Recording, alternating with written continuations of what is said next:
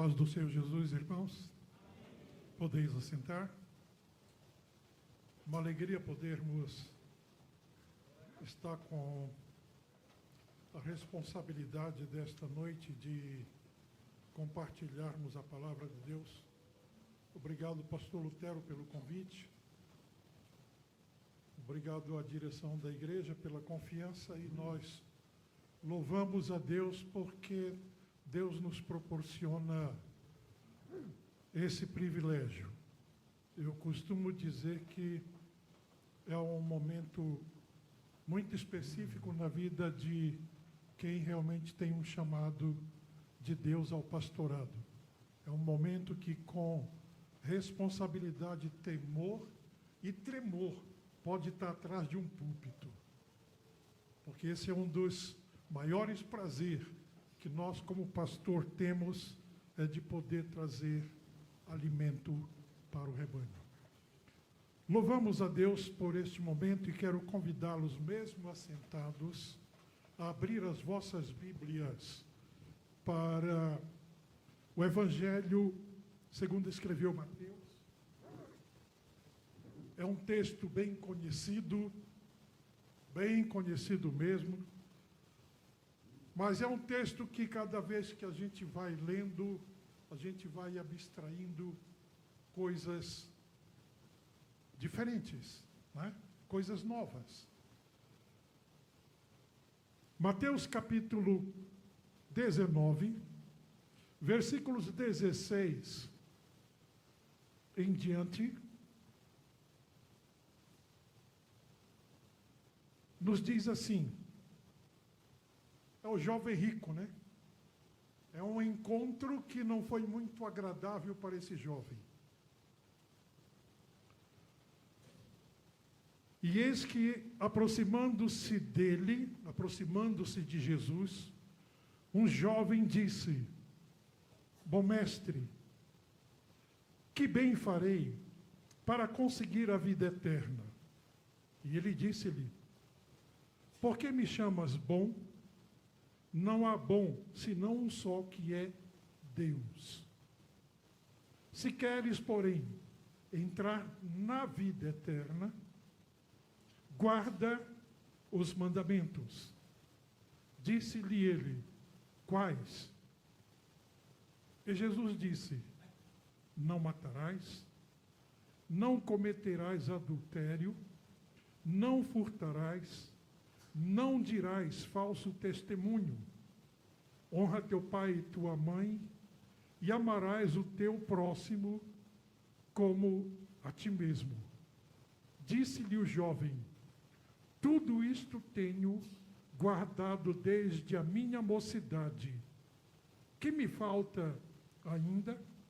Disse-lhe Jesus: Se queres ser perfeito, vai, vende tudo que tens, dá aos pobres, e terás tesouro no céu. E vem e segue-me. E o jovem, ouvindo esta palavra, retirou-se triste, porque possuía muitas propriedades. Senhor, obrigado pela tua palavra. Que o teu Espírito ajude-nos a aplicar em nossa mente, em nosso coração e em nosso ser. Ajuda-nos que possamos realmente, Senhor, entendermos o propósito para o qual o Senhor tem nos designado a tua palavra. E nós te louvamos, porque a tua palavra, Senhor, tem propósito em todos os momentos que nós abrimos para ler, para meditar, pois ela é uma fonte inesgotável. Que o teu Espírito ilumine cada mente, cada coração, em nome de Jesus. Amém. Queridos, nós estamos vivendo um período que, para quase todos os pastores pré-milenistas ou mesomilenista ou pré-milenista, pré-tribulacionista e os mesotribulacionistas, quase que todos estão num consenso que a qualquer momento a última trombeta pode soar. E nós estamos vendo uma grande mobilização, nós estamos vendo um grande mover, não só na América do Sul, mas em toda a Europa, no mundo inteiro. Há poucos dias atrás eu vi um grande movimento de clamor de uma massa muito grande de cristãos no Muro de Jerusalém, clamando ao Senhor. Então há um mover nesses últimos tempos, em termos de busca ao Senhor, de clamar por socorro divino. E como é bonito nós podermos ver.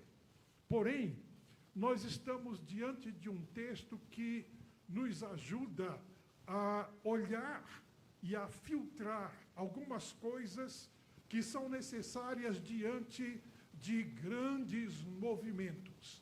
A primeira coisa que eu quero mostrar que precisamos filtrar: a Igreja do Senhor Jesus não é massa de manobra.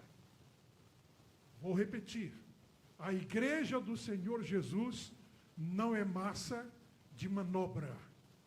Muitos movimentos que tentaram utilizar a Igreja do Senhor ao longo da história da Igreja e tentaram utilizar como massa de manobra, essas ondas passaram. E é impressionante nós podermos atentar para a lição que a história nos traz, quando essas ondas passam, prejuízos, males que muitas ondas trazem.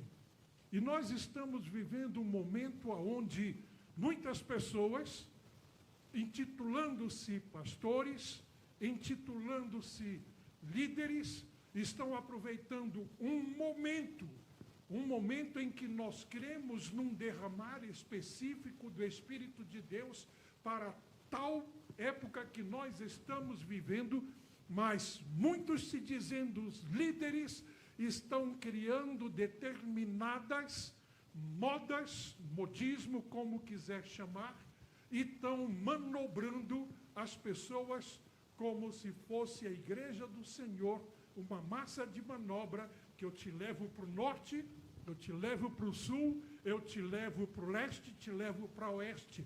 A Igreja do Senhor, ela tem um norte a seguir, e esse norte chama-se o Reino de Deus. A Igreja do Senhor tem um norte a trilhar, os céus. E aqui nós queremos, então, diante dessa narrativa da história que Mateus nos traz, acerca deste jovem e rico, podermos abstrair algumas lições que podem nos ajudar a mantermos o nosso pé no chão, a nossa cabeça no céu e o nosso coração alicerçado na palavra de Deus. A primeira lição que eu quero trazer para nós analisarmos é que este jovem, ele era muito rico.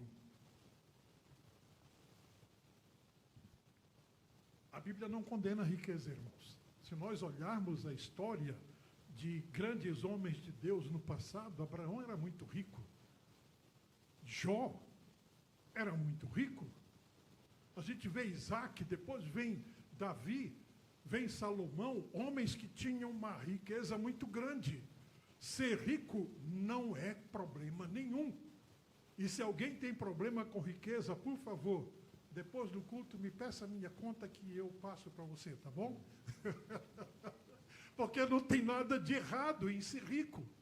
Agora, eu concordo plenamente, é real, que nem todas as pessoas foram preparadas, foram instruídas, foram treinadas para ter riqueza. E muitas pessoas que têm riqueza não aprenderam a administrar bem as riquezas que foi proporcionada, e muitos acontecem de depois cair na pobreza e A solução é um tiro no ouvido ou um tiro no queixo. Porque se vê pobre do dia para a noite, vê que a sua riqueza fugiu pelo meio dos dedos. E a realidade é que quando nós olhamos este jovem, ele era um jovem muito rico. Porém, este jovem tinha uma grande preocupação, como todo ser humano. Todo ser humano, independente de religião que ele possa praticar, todo ser humano, ele se preocupa com a morte e o que pode vir pós a morte. E esse jovem, então, a preocupação dele era a vida. O que eu posso fazer para herdar a vida? Vamos lembrar, rapidamente, que ele estava diante daquele que ele apresentou-se como: eu sou o caminho, eu sou a verdade e eu sou a vida. Aos irmãos que têm participado no curso de discipulado Conhecendo Jesus, nós temos martelado muito essas características de Jesus, quando Jesus ele disse: eu sou o caminho, eu sou a verdade e eu sou a vida. Esse é o nosso trilho. Esse é o nosso alvo. É a nossa meta. Olhar para Jesus, seguir as pisadas de Jesus. Este jovem, então, ele queria saber sobre o que ele podia fazer para herdar a vida. E aqui no texto tem algumas versões bíblicas mais antigas que ele dizia: o que eu devo fazer para herdar a vida eterna? Porque a preocupação de vida eterna, ela não é do nosso século. Ela já vem desde a antiguidade. A preocupação de Adão e Eva era um dia poder voltar ao paraíso. Eu creio plenamente nisso e dizer assim: agora eu posso pegar o fruto da árvore da vida e comer. E Jesus mostrou-se como esse fruto. Qual de nós não anseia a vida eterna? Qual de nós não tem uma preocupação em conquistar, em garantir, adquirir a vida eterna? Todo ser humano tem. Mas esse homem, esse jovem, a Bíblia diz que ele era um jovem. A Bíblia nos apresenta que esse jovem, a preocupação dele era: o que eu devo fazer? Ele estava diante da vida. Ele estava diante do caminho que conduz à vida. E ele disse: o que eu devo fazer para herdar a vida? E aqui eu quero dizer uma coisa. A confiança depositada naquilo que se conquista neste mundo não nos leva às conquistas das coisas celestiais. Vou repetir.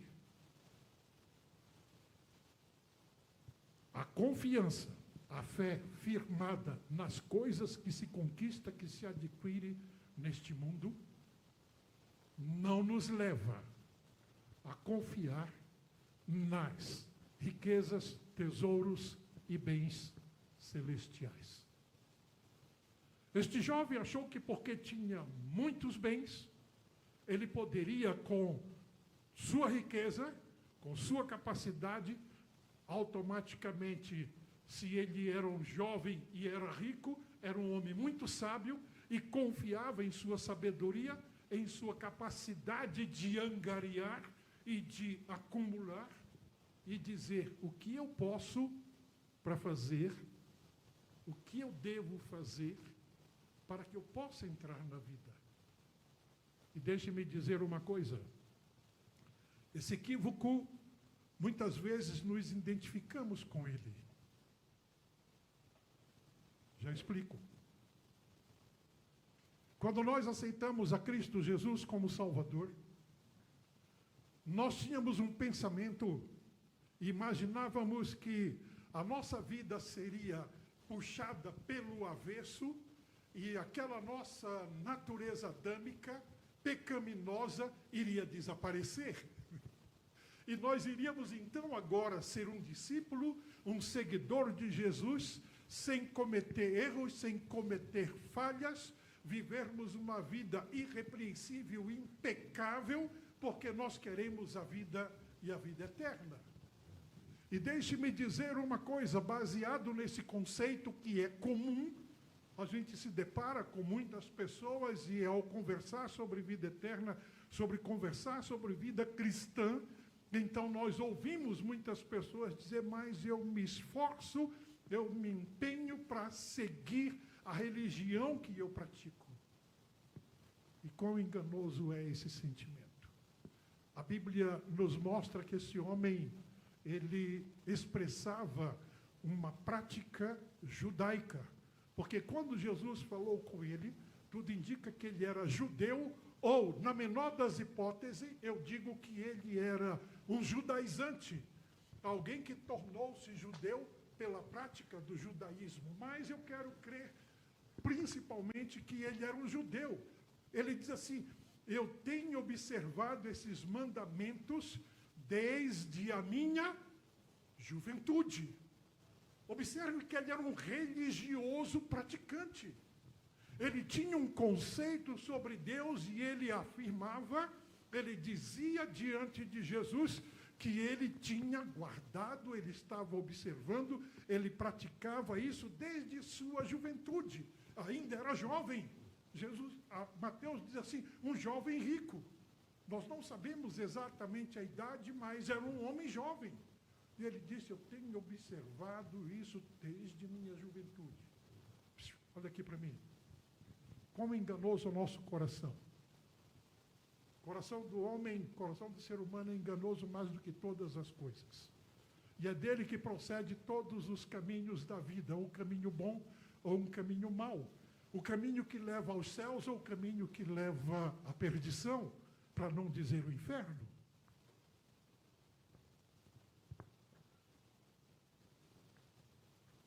E quão enganoso é o nosso coração, então, e muitas vezes nós nos atrelamos a uma religiosidade, e aqui eu quero dizer bem claro, não estou falando de placa Brasil para Cristo, Assembleia de Deus, Batista, Presbiteriano, mas muitas pessoas têm se atrelado ao título, eu sou evangélico, eu sou crente, e eu sei que eu vou para o céu. E deixa eu dizer uma coisa, enganoso é o coração do ser humano. E muitos pensamentos que nós temos, eles são duvidosos e vacilantes. A primeira lição que eu quero abstrair com vocês aqui é que a fé firmada em algo vacilante traz uma esperança também vacilante.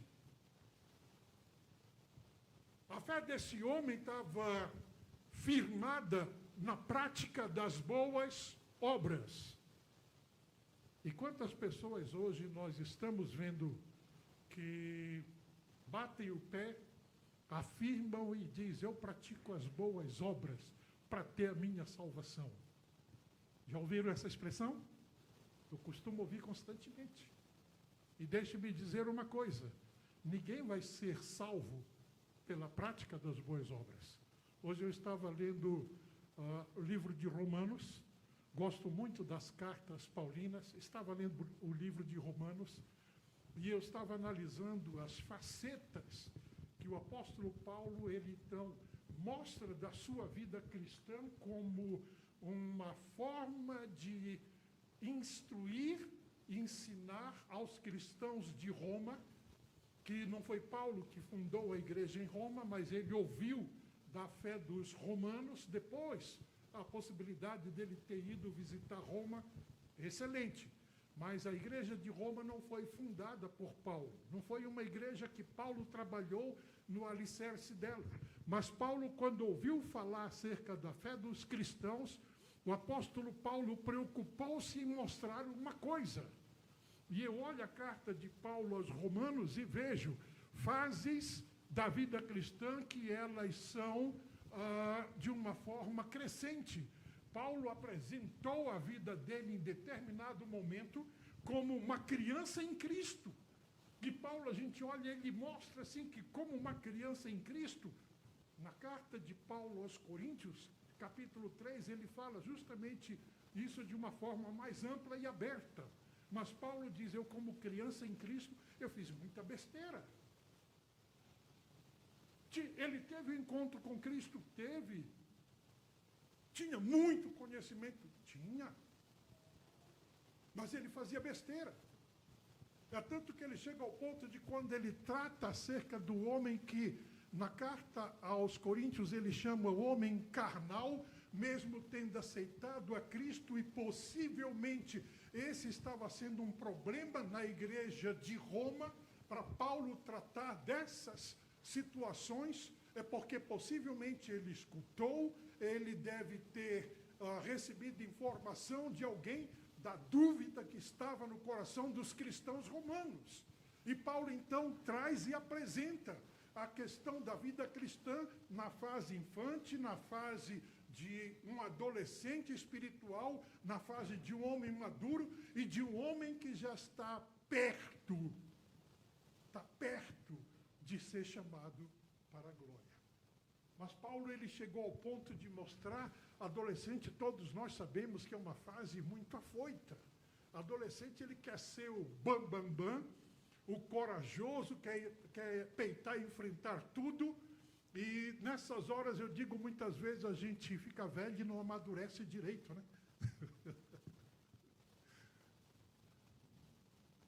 E Paulo, então, ele mostra, que ele diz, quando eu estava em crescimento espiritual, ainda que não tinha alcançado a maturidade que eu tenho alcançado agora, ele disse, o bem que eu gostaria de fazer, esse eu não fazia.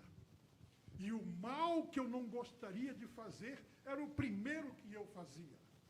Paulo estava mostrando que ele tinha determinados desejos e vontades, que a sua natureza humana carnal, sujeita a pecar, não escravizada pelo pecado, é bom que se diga isso.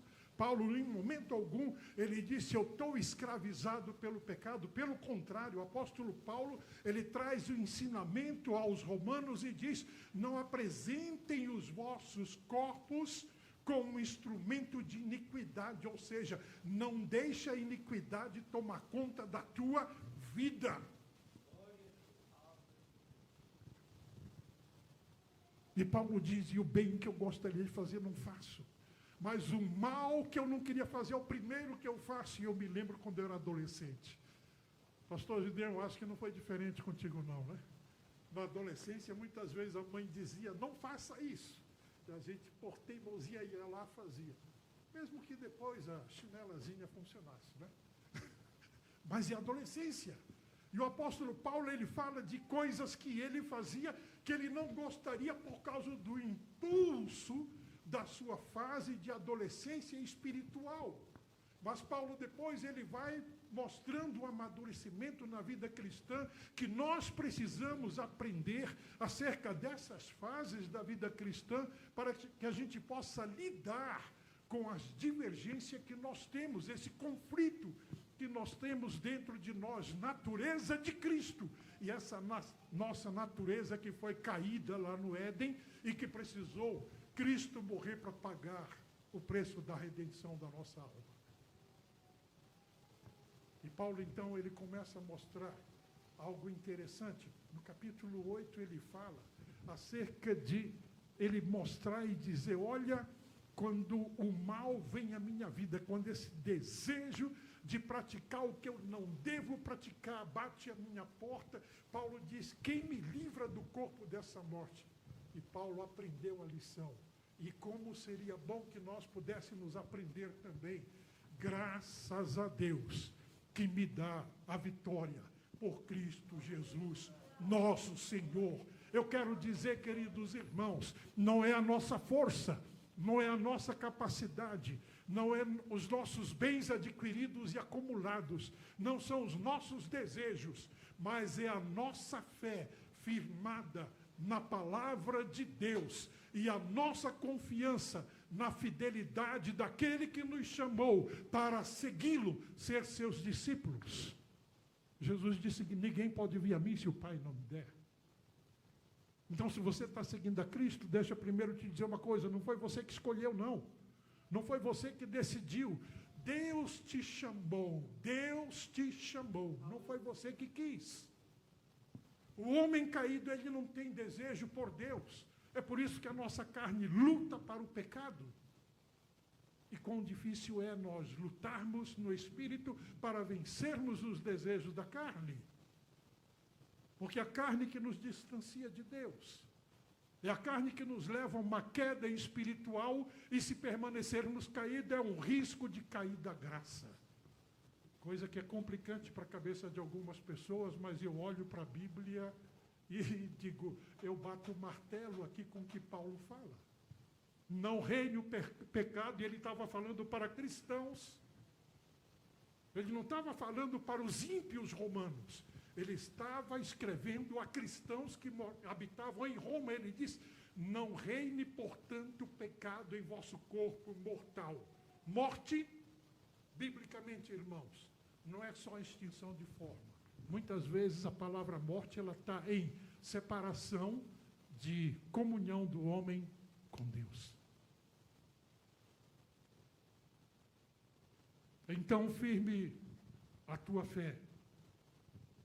Não nos teus valores, não nos teus conceitos, mas firme a tua fé na promessa da palavra de Deus.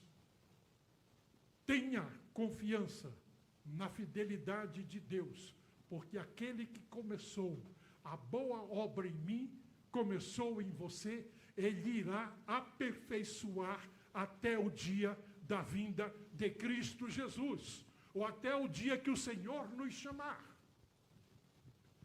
Por isso Paulo escreve aos Tessalonicenses e diz, seja todo vosso espírito, alma e corpo irrepreensíveis para a vinda de Cristo Jesus, nosso Senhor. E se eu não aprendo a andar em espírito, se eu não aprendo a deixar o espírito prevalecer na minha vida em função dos meus desejos, prazeres e deleites carnais, eu vou dizer uma coisa, sem medo de errar.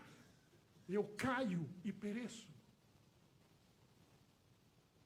A vida cristã, queridos, é um aprendizado constante. E nós só podemos crescer espiritualmente à medida que nós vamos conhecendo a palavra de Deus dia a dia. Hoje de manhã nós tivemos o estudo bíblico, a escola dominical, que estudo fantástico. Perde quem não vem. Ou perde quem nem a televisão ou o celular liga para ouvir o que está sendo ensinado.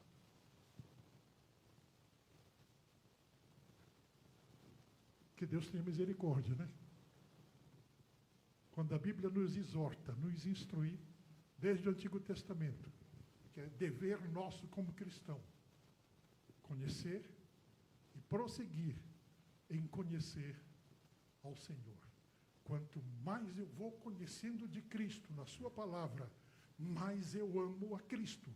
Quanto mais eu conheço Cristo pela sua palavra, mais eu quero imitar as suas pisadas.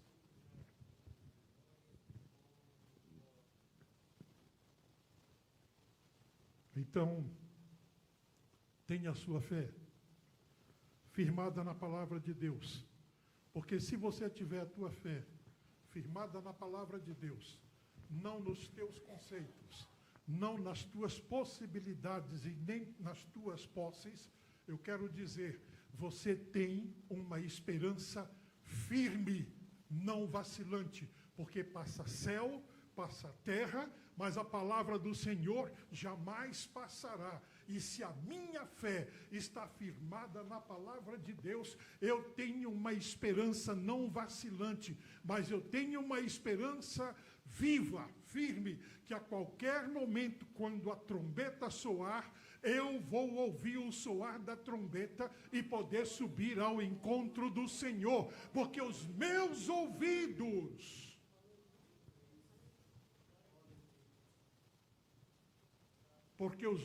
ouvidos estão afinados com aquilo que é um plano, projeto de Deus para a minha vida. Outra lição que eu abstraio acerca desse relacionamento desse jovem e Deus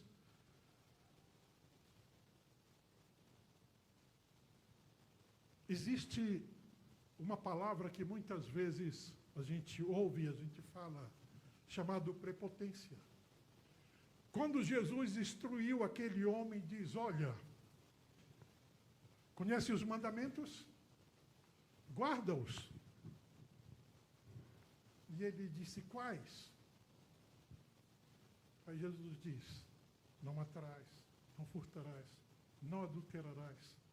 E de repente ele olha para Jesus e diz, tudo isso eu tenho observado desde a minha juventude.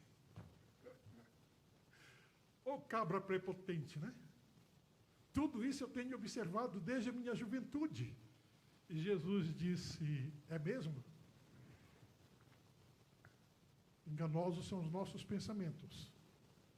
O meu pai dizia que pensamento ele já começa com a raiz de uma palavra penso. Tudo que é penso é torto. O meu pai era sábio e eu não sabia, né? Tudo que é penso é torto.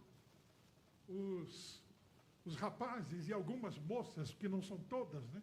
Mas tem muitas moças que gostavam também de empinar pipa. Sabe que quando a pipa está pensa, ela não sobe, né? É preciso colocar uma peçazinha do lado oposto que se chama penso, para que ela possa ficar equilibrada e subir. E meu pai dizia, todo penso é torto. E quando nós olhamos a palavra de Deus, nós vamos nos deparar que a religiosidade, ela é um penso para a vida cristã.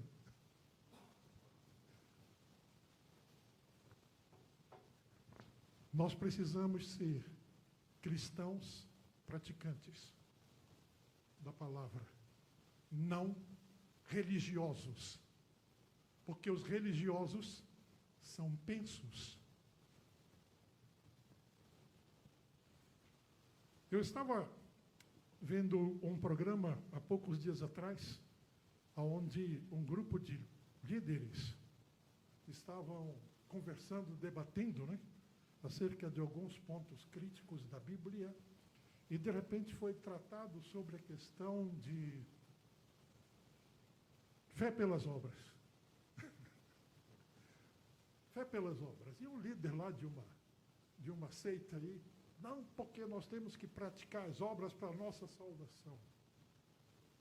Eu disse, como eu gostaria de poder falar e eles escutarem, porque a Bíblia mostra o pai da fé, Abraão, ele não foi salvo e nem justificado pelas suas obras.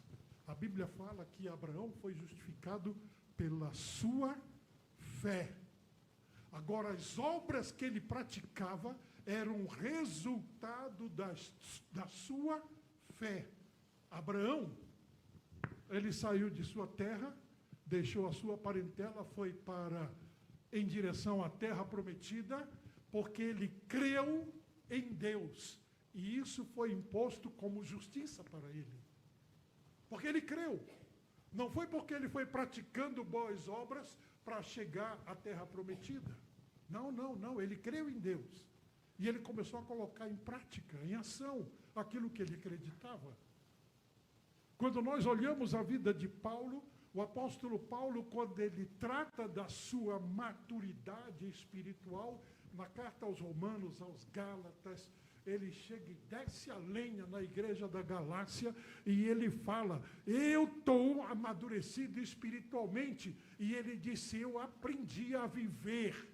Eu aprendi, quando ele fala aos Gálatas, eu aprendi a viver contente em toda e qualquer circunstância. Quando nós olhamos a carta de Paulo aos Efésios, não é diferente. Ele diz, eu aprendi.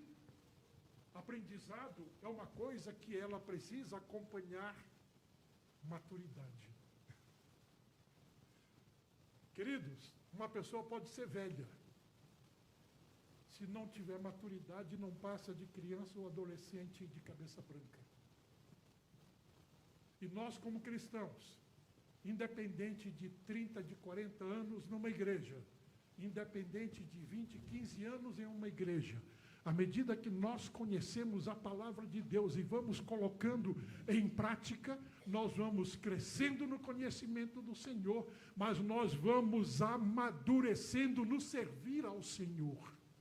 Eu gosto quando Paulo, ele fala aos Efésios, ele diz, olha, nós somos salvos pela graça, mediante a fé. Mas Deus nos gerou em Cristo, não para só crermos, ele diz, Deus nos gerou em Cristo para a prática das boas obras. Meu irmão, minha irmã, coisa boa é praticar boas obras. Coisa boa é poder ajudar alguém que está precisando de ajuda. Coisa boa é poder socorrer alguém quando você pode prestar socorro. Mas deixa eu dizer uma coisa, não é isso que vai te levar à salvação. Isso é um resultado da nova vida que você tem em Cristo. É porque você foi salvo por Cristo. E as boas obras em Cristo é característica, é o resultado da habitação de Cristo através do seu Espírito nas nossas vidas.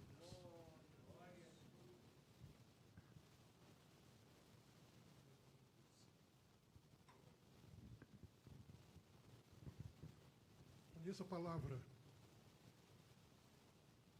Viva a palavra. E deixe o Espírito de Deus te conduzir dia a dia. Eu preciso fazer isso diariamente. Eu preciso disso cada instante na minha vida. Os dias são maus. As circunstâncias são maléficas na vida. E se nós não tivermos essa gama de conhecimento, não tivermos essa intimidade com Cristo, nós perecemos. Porque sem Cristo, ninguém pode produzir coisa alguma para o reino dos céus. Jesus foi claro, no capítulo 15 de João ele diz, se vocês estiverem em mim, e a minha palavra estiver em vocês, vocês vão pedir o que quiserdes, e não vão conseguir. É assim? Como é que é? Tudo será? Se eu creio em Cristo como meu Senhor e Salvador, se eu tenho Cristo como Senhor na minha vida, eu creio na sua palavra como uma regra de fé da vida que Ele me deu, opa, meu querido, aí eu vou ter que andar em harmonia com ela, para que Cristo possa realizar o bom desejo que Ele tem para a minha vida e através da minha vida. Não é diferente com você. E aqui eu quero deixar claro, não é título de pastor, não é título de evangelista, não é título de missionário, não é título de presbítero, não, é a nova vida em Cristo. A todos quantos foram chamados para estar ligados em Cristo, todos quantos fomos enxertados em Cristo, nós fomos chamados para produzir frutos para o reino dos céus, para o reino de Deus. Mas tem uma coisa aqui que é bem interessante. Bem interessante. Mateus diz, esse homem ele era dono de muita propriedade. Ele tinha um orgulho, uma arrogância ou prepotência espiritual, como você quiser chamar, na atitude desse jovem. E quando Jesus então mostra algo para ele, toda a sua arrogância, toda a sua prepotência religiosa caiu por terra. Jesus olhou para ele e disse, você quer ser perfeito? Você quer ter vida? A perfeição é uma vida em Cristo, queridos. Fora de Cristo não existe perfeição. E Jesus disse, tu quer ser perfeito? Eu sou a vida. Quer ser perfeito? Então, pega o que o teu coração está preso, aí, a tua riqueza, os teus bens, vende, dá aos pobres, segue-me, e Jesus diz, terás um tesouro maior do que tu tens agora? Terás um tesouro aonde? Terás um tesouro aonde? Queridos, acumular bem na terra não é acumular tesouro no céu. Ele pode estar atrelado. Com toda certeza. Hoje de manhã nós ouvimos isso aqui. Eu posso, se Deus me permite, acumular, conquistar riquezas. Mas eu posso utilizar essa riqueza para o reino dos céus. Mas eu também posso conquistar, eu posso angariar riqueza nos céus. Jesus foi muito claro quando ele chegou a certa ocasião para os discípulos e de repente a gente imagina assim, Jesus olhando o coração daqueles homens, né? Poxa, largamos tudo que nós estávamos fazendo para seguir a Cristo, e agora? Aí de repente Jesus disse, acumulem riqueza. Aonde? Porque lá a traça, a ferrugem não corrói. O ladrão, aquele que guarda é fiel para proteger.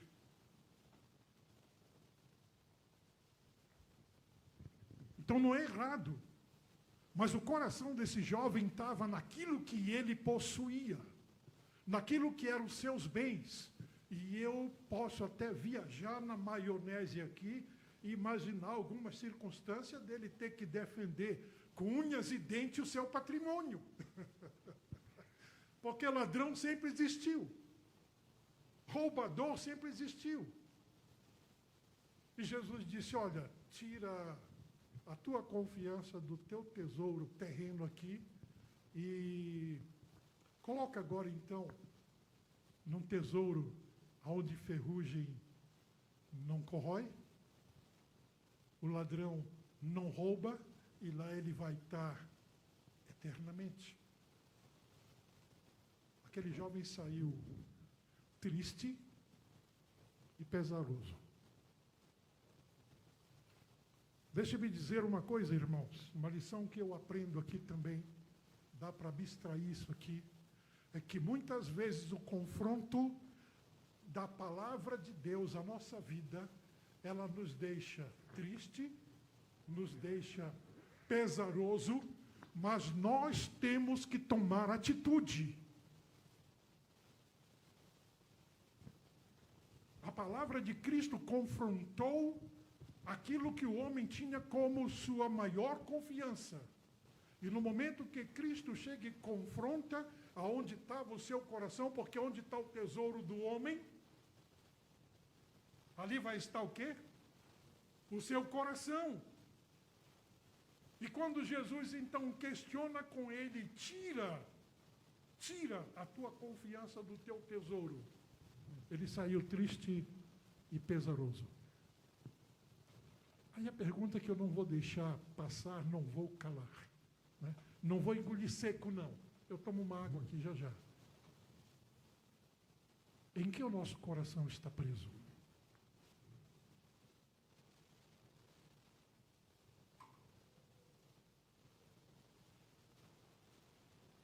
O que Cristo tem confrontado em nossas vidas e que a nossa prepotência espiritual, a nossa arrogância espiritual tem se estabelecida, firmada em algo que é terreno, temporário e passageiro. Eu gosto muito de falar que eu já vi inúmeras pessoas que anoiteceram ricas, amanheceram pobres. Nós estamos numa eminência, dependendo do andar da carruagem, que o Brasil estará sendo conduzida, nós estamos correndo um risco de muitas pessoas que são ricas, anoitecer rica e amanhecer pobre. Polônia, um grande exemplo. Vários países da Europa, pessoas que eram muito ricas, anoiteceram ricas, amanheceram pobres, tendo que ir para a rua, tendo suas casas invadidas. Que Deus tenha misericórdia do nosso país. Nós precisamos clamar pela nossa nação. Nós precisamos pedir a misericórdia de Deus sobre a nossa nação. Porque se não for Deus, irmãos, ninguém pode fazer nada. A menos que alguém seja usado por Deus para vir ao encontro da necessidade da nação brasileira. Caso contrário, nós estamos indo para um caminho sem volta. Aqui dá vontade de falar algumas coisas a mais, mas é pensamento meu, não é pensamento da liderança da igreja. E eu não posso comprometer o nome da igreja, mas dá vontade de falar algumas coisas e principalmente quando somos cristãos, não podermos concordar com certas coisas que estão acontecendo. Vamos avante. Então Jesus disse, vai, vende tudo que tens, dá aos pobres. E Jesus então disse assim, tu é tão praticante religioso.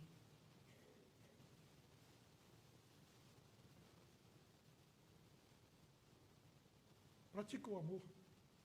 Você guarda o sábado, você não come carne de animais e aves impuros, você não faz isso, você não faz aquilo, mas mostra o teu amor para com o pobre.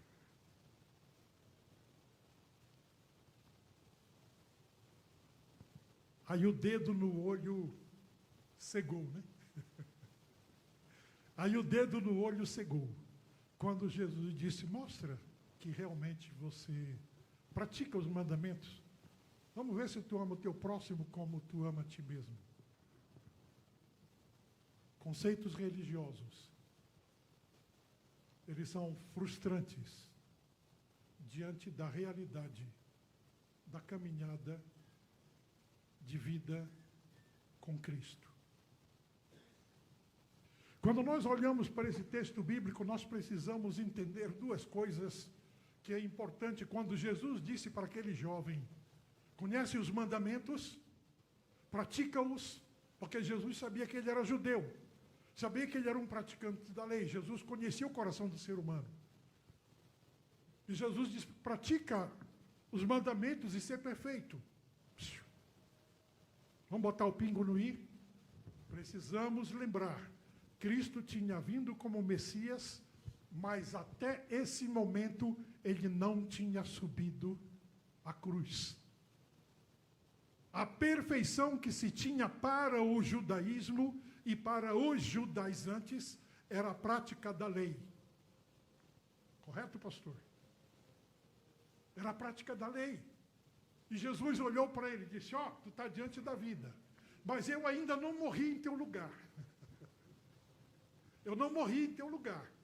Tu está tendo oportunidade de uma mudança de direção.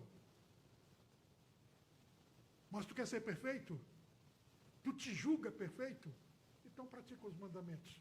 Pratica o amor. Quando Jesus pediu prova dos 9 de que ele guardava os mandamentos, foi reprovado em todos. Porque a Bíblia diz que o homem que pratica a lei para a sua justiça, se ele tropeçar em um só ponto da lei, ele torna-se culpado de todos.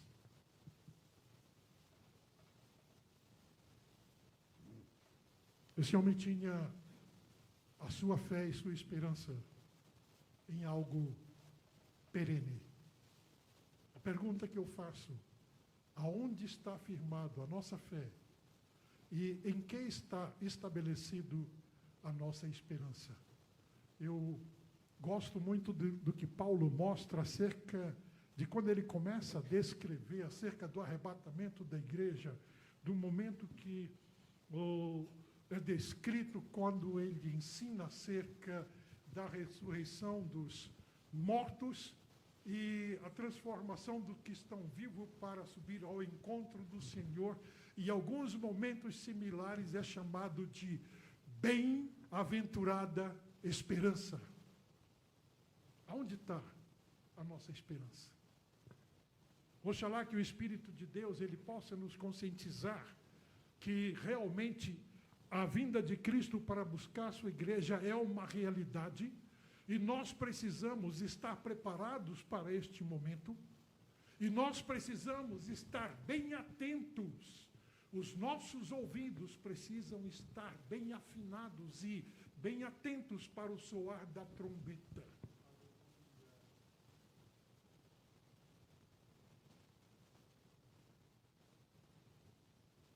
Se a trombeta pudesse soar agora,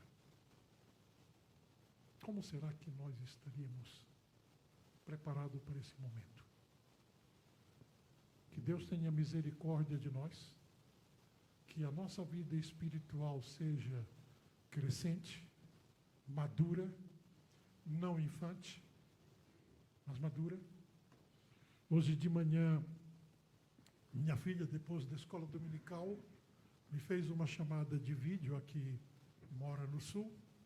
Estava com o meu neto, os dois netos, o maior, o menor, e o esposo estava com um neto pequeno, e eles estavam assistindo um programa evangélico que tinha umas musiquinhas.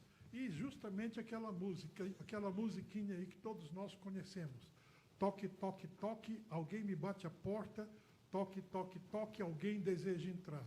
É o mal querendo um lugarzinho, não, não, não, você não pode entrar. Ele está com 1 ano e 4 meses. Qual a idade do teu neto, irmã Vera? 1 e 10, então ele deve estar nessa faixa de 9 ou 10. E 10 meses. Então agora ele está começando a soltar as palavras com mais facilidade. E quando estava cantando esse corinho, eu achei cômico, achei interessante, que toque, toque, toque, ele tentava falar as palavras, acompanhar a música, e quando chegou na parte que diz, é o mal querendo um lugarzinho, ele já gritou, não, não, não. Só que a música, ela muda a letra. E de repente está lá, toque, toque, toque, alguém me bate a porta, toque, toque, toque, alguém deseja entrar. É Jesus querendo um lugarzinho. Quando falou, alguém deseja entrar, ele, não, não, não. Rapidamente a mãe corrigiu. Agora é sim, Jesus pode entrar. Aí depois ele mudou. Queridos, nós precisamos ter atitude como criança para aquilo que é o bom na nossa relação com Deus. Mas nós precisamos ter atitude madura para rejeitar aquilo que o mal tenta impor para nossas vidas.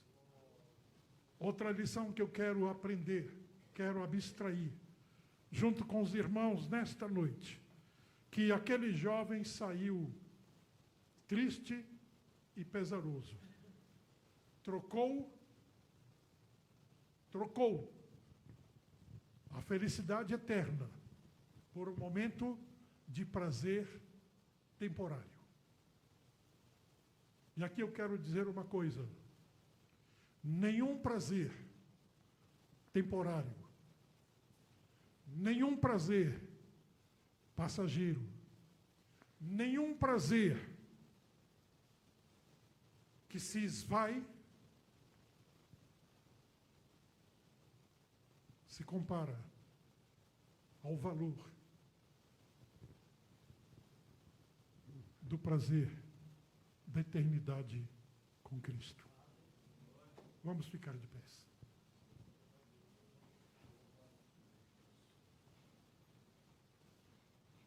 As horas passam. Tinha algumas coisas aqui que eu gostaria de poder falar, mas vamos ficar aqui. Vou repetir. Nenhum prazer terreno, temporário, passageiro, efêmero, vale o sacrificar o prazer da eternidade. Que Deus tenha misericórdia de nós. Que Deus nos ajude a seguir as pisadas de Cristo.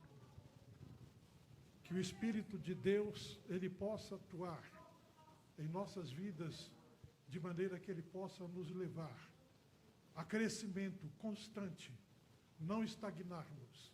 Deus não nos chamou para sermos nanicos espirituais. Ele nos quer ver gigantes espirituais, a despeito das lutas, das adversidades, a despeito dos problemas. Certa ocasião eu estava lendo algo sobre educação cristã, discipulado, e conta-se a história de um senhor que ele era chacareiro, né? Lá no norte da América, dado outro nome, ele era um camponês. E esse senhor, então, estava passando com a sua carroça, ele precisava ir para a cidade, ele botou algumas coisas para levar e vender, para negociar, E quando ele chega em determinado momento da estrada, uns garotos tinham colocado uma pedra no meio da estrada para que ele não passasse. Então aquele senhor chegou, olhou e ficou olhando e de repente ele teve uma ideia. Ele foi lá, na lateral, ele limpou, pegou uma enxada e uma pá, limpou aonde ele pôde passar com a sua carroça, com a sua gaiota. Então foi para a cidade. Mas quando chegou na hora dele voltar para a sua chácara, quando ele se deparou no lugar aonde tinha a pedra, o lugar que ele tinha feito um desvio, já tinha uma outra pedra. Deixe eu dizer uma coisa: nenhum atalho, nenhum desvio dos problemas, das adversidades, das lutas que nós temos que enfrentar, elas podem ser desviadas. Precisamos enfrentá-la. Davi tornou-se um gigante espiritual quando precisou enfrentar um gigante. Deu para entender? Josué tornou-se um grande líder quando Deus olhou para ele e disse: manda os sacerdotes ir na frente conduzindo a arca. E que ele obedeceu à voz de Deus. O povo olha e diz assim: Deus está com Josué como estava com Moisés. Então não troque aquilo que é uma solução, aquilo que é algo passageiro, por algo que é uma decisão eterna. Eu e você, nós fomos chamados para vivermos eternamente com Cristo e não vivermos com Ele temporariamente nesse mundo. Amém? Vou repetir. Nós somos chamados para vivermos eternamente com Cristo em sua glória. Mas nós não fomos chamados para vivermos eternamente aqui nesse mundo, no aqui e agora. Existe todo um processo. A igreja vai estar com Cristo nesse mundo, vai, sem dúvida nenhuma. Mas nós fomos chamados para vivermos eternamente com Cristo. Foi essa oração que ele disse: eu quero que aonde eles estejam, eu quero que aonde eu estejam, eles estejam comigo, e aonde eles estiverem, eu quero estar. Senhor, muito obrigado pela tua palavra. Que o teu Espírito Santo ilumine cada vez mais a nossa mente, o nosso coração. Nós te louvamos, ó Senhor, porque através da tua palavra nós podemos compreender e entender o passo a passo da nossa vida cristã.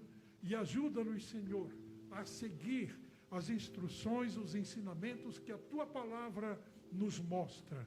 Obrigado pela vida de cada irmão aqui presente.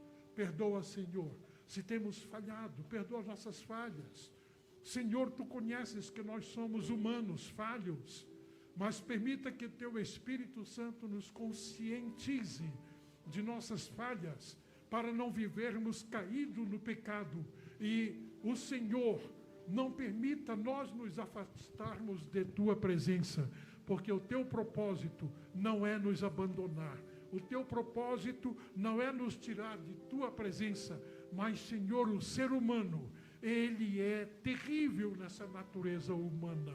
Ele pode, Senhor, em momentos de prazer, em momentos, Senhor, de angústia, buscar alternativas, que a tua presença pode ser deixada para trás. Então nós te louvamos, nós te exaltamos, porque cremos no teu amor, na tua graça. Que o teu Espírito trabalhe em cada mente, em cada coração, trazendo-nos firmeza espiritual, trazendo-nos fortaleza espiritual, avivando e aquecendo a nossa esperança na tua palavra e em tua fidelidade, Senhor. Nós oramos e pedimos a ti, em nome de Jesus Cristo, teu Filho. Amém. Amém. Podeis assentar, queridos. Pastor Lutero.